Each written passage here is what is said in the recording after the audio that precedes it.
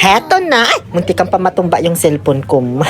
Ito pala yung mga naging kaganapan noong nakaraang birthday ko. June 20, 2026. So kung interesado kayo, di tapusin nyo yung video. Ganun lang yon. Para masaksihan ninyo yung mga ginawa naming pagluluto, pag-emote, nag-emote sa birthday. At pakikipagsapalaran para masungkit ang corona. Simulan na natin ang istorya. This is Lars Pacheco. Bakit? Nung hindi pa nagpa-SRS. Andito pala kami ngayon sa Valmay Resort dito sa may Lingayen Baywalk para mag-outing malamang. Ano pang gagawin namin dito, diba? Na-rent namin yung buong House of Representatives kaya kompleto na dito. May ref na, kusina, lutuan, tsuktsakan, gano'n. Kaya ayan, nagluto na agad yung ginawa namin. Naghiwa ng mga aromatic expressions, nagmarinate ng mga pang-ihaw. Mabilis lang naman at tulong-tulong kami dyan. Ewan ko nga lang ba kung marinate pa ba tawag dito sa ginagawa namin sa Lempiu at dito sa Manok. Kasi bukod sa dinirect na ng mga kasamahan kong ilagay itong mga sangkap kasi tamad na daw sila magbukas-bukas. Parang hindi na namin talaga ito totally nababad. Parang pagkalagay namin ng mga sangkap like ketchup, toyo, asukal at mga aromatic expressions, diretso ihaw na agad. Oo, kasi wala na kaming time. Siguro nababad lang ito ng 30 seconds, gano'n. So habang nagkakagulo sa labas, kasi minsan hindi na kami magkaintindihan, hinugasan ko naman na itong mga safe foods kasi gagawin itong Cajun ba yun? Cajun, kay Luis o kay Berto, basta gano'n. Habang itong si MJ naman ay dinala na yung buong ihawan dito sa may dito sa may kusina, para sindihan na lang dito sa kalan directly kasi nahirapan silang magpabaga daw sa labas. Sobrang lakas man daw kasi ng hangin. Alam nyo naman nasa tabing dagat kami, diba? Buong akala ko nga dyan nakapagsimula na silang mag-ihaw, hindi pa pala. So parang way na rin yan ng kalikasan, para mas mababad pa namin yung mga minarinate na manok at liempo, diba? After ko mahugasan tong mga safe foods, pinakulaan ko lang sa tubig na may asin. Kasi hindi talaga ako yung magluluto nito. Si Chan Chan talaga, sabi niya, pakuluan ko na daw kasi medyo bumabaho na rin. Kanina pang umaga kasi ito nabili. Ayan naman pala yung pang adobe. Si Darwin yung magluluto naman yan. Medyo nagugutom na ako kaya tinry ko maghalongkat dito sa ref. Nagulat man ako sa nakita ko. May pa-surprise pala silang cake sa akin. Hindi ko expect ito, ha? Kaso wala na, nakita ko na. So, paano na to ngayon? Medyo nahiya man tuloy ako kasi hindi naman talaga ito totally celebration ng birthday ko. Nagkataon lang talaga na itong outing na sinet nila last May pa, tumapat ng June 20. At hindi naman talaga ako kasama dito kasi nga mga grupo-grupo sila ng mga nag-GML ba. Di man ako marunong maglaro noon. Kaya nung inaya nila ako, medyo nagdalawang isip pa talaga akong sumama kasi nga tumapat sa birthday ko. Ayaw ko mang gumalagala pag birthday ko ba. Baka mapahamak ako man.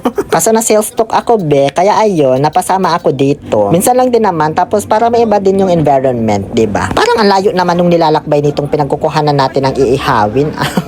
Ang galing ng ihawan namin, no? Yan yung tinatawag na flame grilled, gano'n. Ang lakas man kasi ng hangin kahit di ka na magpaypay, kaya ayan, ang bilis tuloy masunog dahil sa apoy. Kaya ayan, gumawa na lang sila ng paraan para maisprehan pa kunti-kunti ng tubig para hindi na umapoy. Kaso parang di pa rin namamatay yung apoy. Tubig ba talaga yan, Jomar? O mantika? O baka naman petrolyo nilagay nyo dyan? At dahil sa panay chismisan na tong dalawa, nag-aya na lang kami munang magpunta sa dagat at manood ng sunset. Kasi marami namang magbabantay doon sa iniihaw namin. Salit-salitan ba ganyan? Ang sarap din pala tumambay dito. Ang ganda pag sunset, oh. Kaso di ko na makita yung binablog ko dito na bisexual of Hormuz. Straight of Hormuz pala. Nag-picture taking lang naman ginawa namin dito. Tsaka nag-emote-emote. Okay na yun. Pagbalik namin dito sa House of Representatives, ayan, si Jumar na yung nagbabantay. Ang dami na niyang naihaw, oh. Nung kami yung nagbantay dyan, wala man lang kaming naluto ni isa. Naghiwa na pala ako ng kamatis, sibuyas at siling berde para daw sa sisig, sabi ni Chan Chan. Na ngayon nagluluto naman na ng seafood Cajun, hindi kay Berto, ha? Cajun talaga. Nagutom na yung ibang mga kasamahan namin, sila Kuya Alvin at Jomar. Kaya ayan, kumain na sila. Sakto luto naman na yung inihaw na liempo. O syempre, di na rin ako papatalo. Tikman ko na itong seafood kay Berto, ba? Cajun. Ang sarap. Tara na, kain na tayo. At ayan na po lahat ng mga nalutong ulam. Sisig liempo, chicken mushroom, seafood Cajun, inihaw na bangus, at adobe Photoshop. Hindi ako sure dun sa mga pangalan, ha. Hinulaan ko lang. Hanggang sa inilabas na yung cake ko kasi kakantahan pa daw ako. Naku, nakakaloka. Sabi ko pa naman, wag niyo ipaalam na birthday ko kasi ayaw ko talaga ng attention. Yung okay na ako na nakaupo lang sa gilid, ganon. Yung bang mapanood ko lang silang nakakasiyahan, okay na ako doon, babe. Pero yung ganito, hindi ako prepared.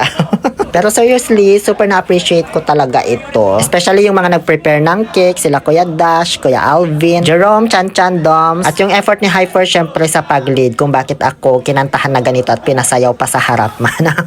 At syempre sa lahat ng mga andito na kahit first time ko lang sila nakilala, hindi ko naramdaman na bago lang ako, tapos ang babait talaga nilang lahat. Puro lang tawanan, gano'n. Kaya thank you so much talaga sa inyong lahat. Habang nagkakainan kami dito, biglang may humabol na bisita. Si Ping, ang Senate Pro Tempore, tama ba?